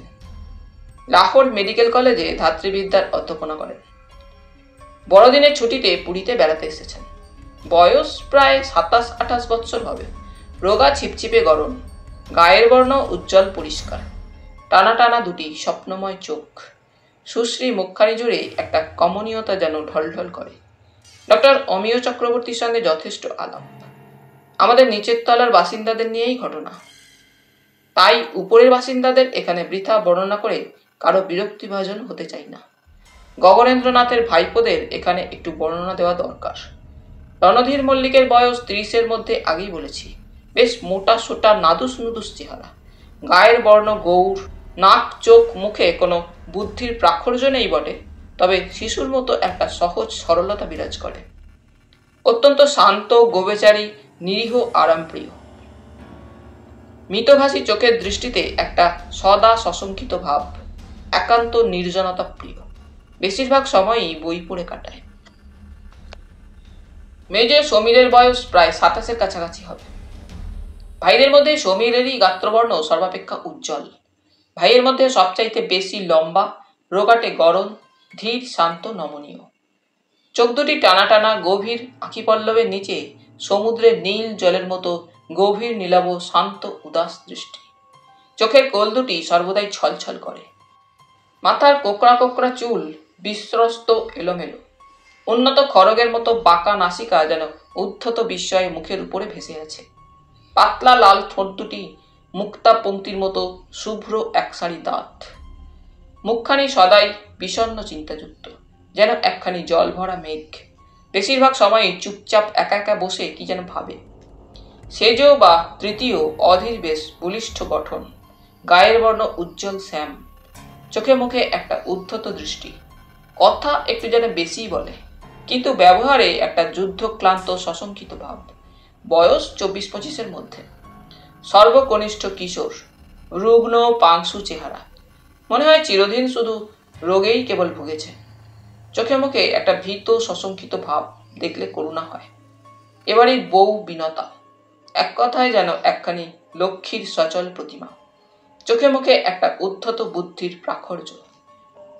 বুড়ো গগনেন্দ্রনাথের সর্ববিধ সেবার কাজ হাসিমুখে সেই করে। দিবারাত্র ছায়ার মতোই বুড়োর আশেপাশে ঘোরে। সমীর সবসময়ই বৌদিকে সাহায্য করে। প্রকাণ্ড এক রুদ্ধ কারার মধ্যে বিনতা যেন আলোর একটুখানি আভাস, গভীর বেদনার মধ্যে এক ফোঁটা আখি জল। এবারই সকলের মধ্যে যে শঙ্কার একটা কালো ভয়াবহ ছায়া থমথম করছে, তার মাঝে যেন একটা আশার বিদ্যুৎ শিখা এই বিনতা। বিনতা বড় গরিবের মেয়ে, মামার দয়ায় মামার বাড়িতেই চিরকাল অবহেলা অনাদরে মানুষ। জন্মাবধি তার ব্যথার সঙ্গেই পরিচয়, অশ্রুই তার চিরসাথী, হাসি তার কেউ নয়। কিন্তু ছোটবেলা থেকেই সে তীক্ষ্ণ মেধাবী। নিজের অক্লান্ত চেষ্টায় স্কলারশিপ নিয়ে বিএ পাস করে লাহোরে এক স্কুলে চাকরি নিয়ে যায়। মাঝখানে কিছুদিন নার্সিংও পড়েছিল। গগনেন্দ্রনাথ তখন লাহোর সেন্ট্রাল জেলে সুপারিনটেন্ডেন্ট। বিনতা থাকতো গগনেন্দ্রনাথেরই পাশের একতলা ছোট্ট বাড়িটায়। কেমন করে যে রণধীরের সঙ্গে বিনতার আলাপ হলো কাকার দুর্জয় শাসনের গণ্ডি ডিঙিয়ে, কেমন করে যে সেই আলাপ গভীর হতে গভীরতর হলো এবং শেষটায় বিনতা স্কুলের চাকরিতে ইস্তফা দিয়ে রণধীরের পিছু পিছু বধূ বেশে গগনেন্দ্রনাথের পাষাণ প্রাচীরের মধ্যে এসে প্রবেশ করলো, সে আজও এক বিস্ময়। বাইরে থেকে এবারের যে ভয়ঙ্কর অস্বাভাবিক আবহাওয়া, যেটা কোনোদিনই বিনতার চোখে ধরা পড়েনি, আজ সেইটাই বিনতার সর্বাঙ্গে যেন সুকঠিন লৌহ শৃঙ্খলের মতোই তাকে জড়িয়ে ধরল। এ বাড়ির মধ্যে পা দেওয়ার কিছুকালের মধ্যে শীঘ্রই চিরস্বাধীন বাধাহীন মন তার হাঁপিয়ে উঠল। ভয়ঙ্কর অস্বাভাবিক এ বাড়ির আবহাওয়া যেন একটা দুর্জয় গোলক ধাঁধা। এখানে সবকিছু একজনের বাঁধা ধরা সুকঠিন নিয়মের মধ্যে চলে। যেন একটা প্রকাণ্ড অজগর সাপের বিষাক্ত দৃষ্টির তলায় সকলে সম্মোহিত পঙ্গু হয়ে আছে। এখানে জীবনের স্পন্দন নেই, আছে মৃত্যুর গভীর নীরবতা। এখানকার বাতাসে নিঃশ্বাস নিতেও কষ্ট হয়, হাঁপ ধরে। পুরীতে এসে অবধি গগনেন্দ্রনাথ বেশিরভাগ সময়ই তার ঘরের সামনে বারান্দায় একটা আরাম কেদারের উপর দামি সাদা শাল গায়ে দিয়ে চুপ করে বসে থাকেন। তার আশেপাশে বাড়ির আর সকলে বসে থাকে। মাঝে মাঝে গগনেন্দ্রনাথ সমুদ্রের তীরে বেড়াতে যান, সঙ্গে সবাই যায়। আবার সন্ধ্যার পরে একত্রে সবাই হোটেলে ফিরে আসে। দিনমণি একটু আগে সাগর জলে আবির গুলে অস্ত গেছেন। সাগর কিনারে বালুর ওপরে সাগর জলের দিকে নিমেষ সারা দৃষ্টি মেলে একাকী নীরবে বসে আছে প্রতিমা। কোলের উপর পড়ে আছে রবি ঠাকুরের সঞ্চয়িতা খানা। মাথায় আজ সে সাবান দিয়েছিল, রুক্ষ বিশ্বস্ত চুলগুলি হাওয়ায় উঠছে। পরিধানে তার আজ গেরুয়া রঙের একখানা খদ্দরের শাড়ি, গায়ে ডিপ আকাশ নীল রঙের হাতকাটা ব্লাউজ। প্রতিমা দেখছিল সন্ধ্যার ধূসর লান ছায়া একটু একটু করে সারা পৃথিবীর বুকে ছড়িয়ে পড়ছে। সমুদ্রের নীল জল কালো হয়ে উঠছে। আজ যেন সমুদ্র বড় বেশি উতলা। আবছা আলোর কালো কালো ঢেউগুলি শুভ্র ফেনার মালা গলায় দুলিয়ে দুহাত বাড়িয়ে ছুটে আসছে। প্রতিমা গান গাইছিল। বাহ, চমৎকার গান তো আপনি, কি মিষ্টি আপনার গানটি। চমকে প্রতিমা ফিরে তাকালো। সন্ধ্যার ঘনমান আধারে তার ঠিক পশ্চাতে বালুকা বেলার উপরে যেন দীর্ঘ এক অস্পষ্ট ছায়ার মতোই দাঁড়িয়ে আছে সমীর, যেন খাপ খোলা একখানা বাঁকা তলোয়ার। কে, সমীর বাবু? সমীর প্রতিমার কথা শুনে আশ্চর্য হয়ে গেল। বললে, হ্যাঁ, কিন্তু আমার নাম আপনি জানলেন কি করে? আপনার নাম তো আমি জানি না। প্রতিমা মৃদু হাসলে, তারপর স্মিতভাবে বললে, আপনি আমার নাম জানেন না সমীরবাবু, কিন্তু আমি আপনার নাম জানি। আমার নাম প্রতিমা গাঙ্গুলি, পেশা ডাক্তারি। বসুন, দাঁড়িয়ে রইলেন কেন? বসবো। কণ্ঠে যেন একরাশ মিনতির বেদনা ঝরে পড়ল। কি অসহায় করুণ। হ্যাঁ, বসুন না।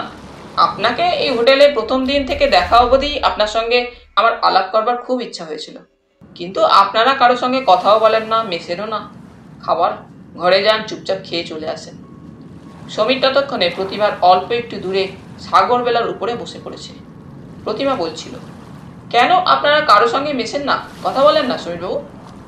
সমীর চুপ করে বসে রইল। সমীরবাবু, এই চমৎকার জায়গায় এসেও আপনারা ঘরের মধ্যেই বসে থাকেন? কেমন করে থাকেন? ভালো লাগে? বাইরে আসতে কি ইচ্ছে হয় না?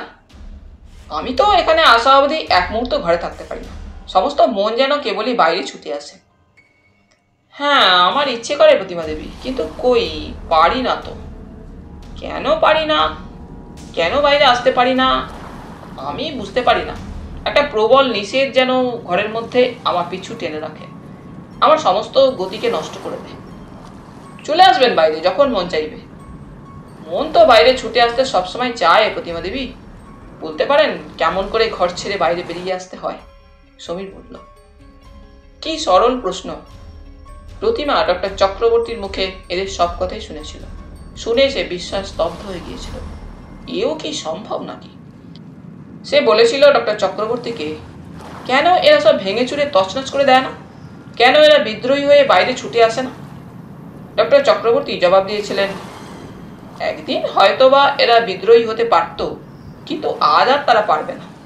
মনের সে শক্তি আজ ওরা নিঃশ্বাসে হারিয়েছে। আজ শুধু নিরুপায় বেদনায় ছটফটি করবে, কিন্তু প্রতিকার তার করতে পারবে না।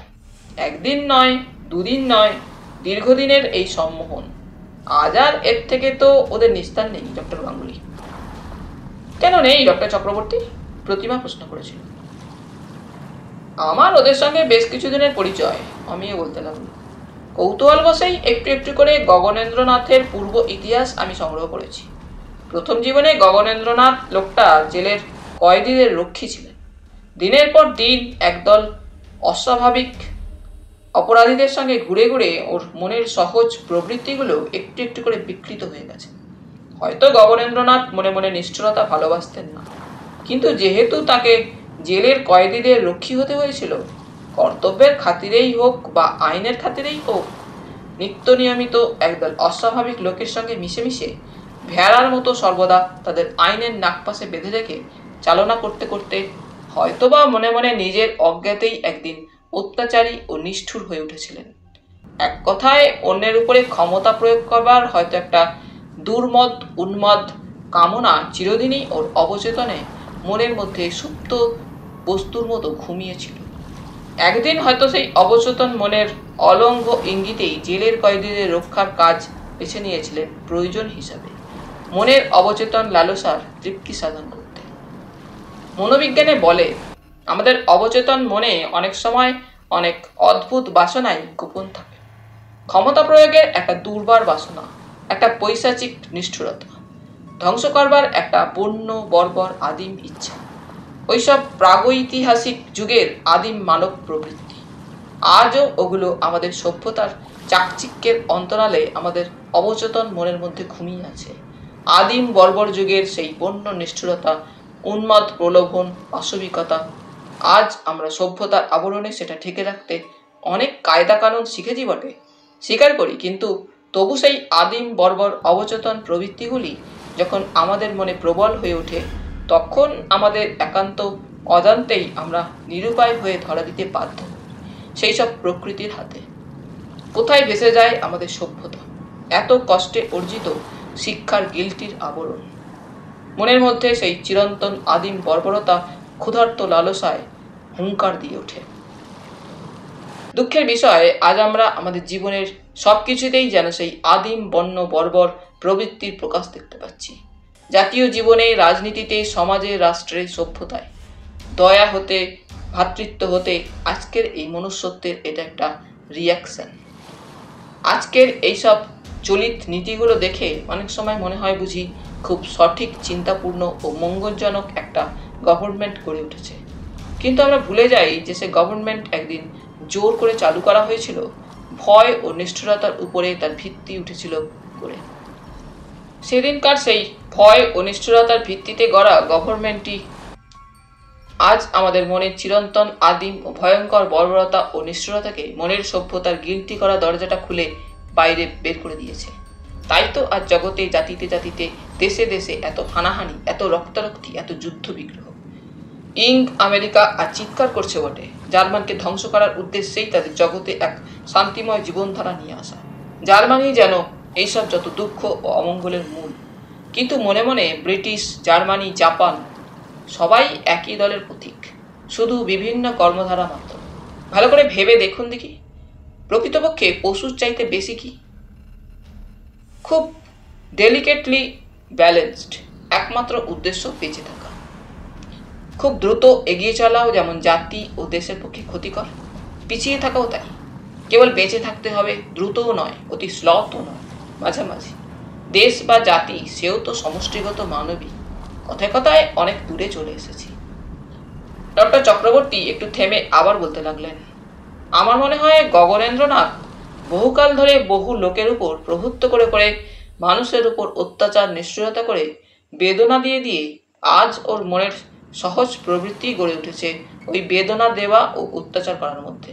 সেই প্রাগৈতিহাসিক পাশবিক বর্বর আনন্দ শুধু আগের মতো শারীরিক বেদনা দেওয়ার পরিবর্তে দিচ্ছে মানসিক বেদনা। এ ধরনের মনোবিকার খুব বড় একটা বেশি দেখা যায় না। এদের সঙ্গে যুদ্ধ করাও বড় কঠিন। সে চায় অনেক উপরে তার প্রভুত্ব থাকবে এবং সেই প্রভুত্বের দোহাই দিয়ে অন্যের উপরে করবে সে অত্যাচার। এতেই তার আনন্দ। প্রতিমা বলেছিল, এটা কি পাশবিক নয় এইভাবে অত্যাচারের মধ্য দিয়ে আনন্দ ভোগ করা? নিশ্চয়ই, ডক্টর চক্রবর্তী বলেছিলেন, কিন্তু সবচাইতে মজা হচ্ছে অত্যাচারী এখানে বুঝতেই পারছে না সে কি করছে। এখানে সে তার অবচেতন মনের দ্বারা চালিত হচ্ছে। প্রতিমা এরপর জিজ্ঞাসা করেছিল, কিন্তু কাকার এই অত্যাচার থেকে ভাইপোরা নিষ্কৃতি পাওয়ার চেষ্টা করে না কেন ডক্টর চক্রবর্তী? ডক্টর চক্রবর্তী জবাব দিয়েছিলেন, ওইখানেই তো আপনার ভুল ডক্টর গাঙ্গুলি। আর তা পারে না। একটা মুরগিকে একটা ঘরের মধ্যে সাদা চক দিয়ে মেঝের উপরে একটা লাইন টেনে মুরগির ঠোঁটটা সেই সাদা লাইনের উপর রেখে দিলে যেমন তার মনে হবে সেই লাইনের সঙ্গেই সে বাঁধা পড়েছে, আর সে নড়তে পারবে না। গগনেন্দ্রনাথের ভাইপোদেরও মনের অবস্থা ঠিক তাই। তাদের সম্মোহিত করেছে যে সে ছাড়া আর তাদের উপায় নেই, মুক্তি নেই। এ তো অতগুলো লোকের পক্ষে ভয়ঙ্কর অমঙ্গলজনক, প্রতিমা বললে। নিশ্চয়ই, একবার বলতে হাজারবার। প্রতিমা রুদ্ধস্বরে বলেছিল, তবে তো ওই শয়তান বুড়োকে খুন করাই উচিত। ওই শয়তানকে খুন করতে পারলে এখনো হয়তো ওদের বাঁচবার আশা আছে। এখনো হয়তো ওদের মনের মধ্যে সবকিছু মরে শুকিয়ে যায়নি। এখনো হয়তো ওদের মনের মাঝে আলো আসে, ফুল ফোটে। কি বলছেন আপনি প্রতিমা দেবী? বিস্মিত কণ্ঠে ডক্টর চক্রবর্তী জিজ্ঞাসা করলেন। ঠিকই বলছি। 10 জনের মঙ্গলের কাছে একজনের মৃত্যু সে তো বড় বেশি কথা নয়। এর মধ্যে অন্যায় বা কি আছে? একবার ওই বেচারীদের কথা ভেবে দেখুন তো ডক্টর চক্রবর্তী। দিনের পর দিন দীর্ঘকাল ধরে কি যাতনাটাই না তারা সহ্য করছে। প্রতিমা নিজের চিন্তায় বিভোর হয়ে গিয়েছিল। সমীরের কথা তার মনে এতক্ষণ মনেই ছিল না। সহসা সমীরের ভয়চকিত কণ্ঠস্বরে চমকে উঠল। আমি যাই, অনেক রাত হলো, কাকা হয়তো খুঁজবেন। বসুন না আরেকটু, প্রতিমা বললে। না না, আমি যাই। একটা ভয়ঙ্কর অস্বস্তিতে যেন সমীরের কণ্ঠস্বর ভেঙে গুড়িয়ে যাচ্ছে। সহসা সে মাতালের মতো অস্থির পদে টলতে টলতে চলে গেল।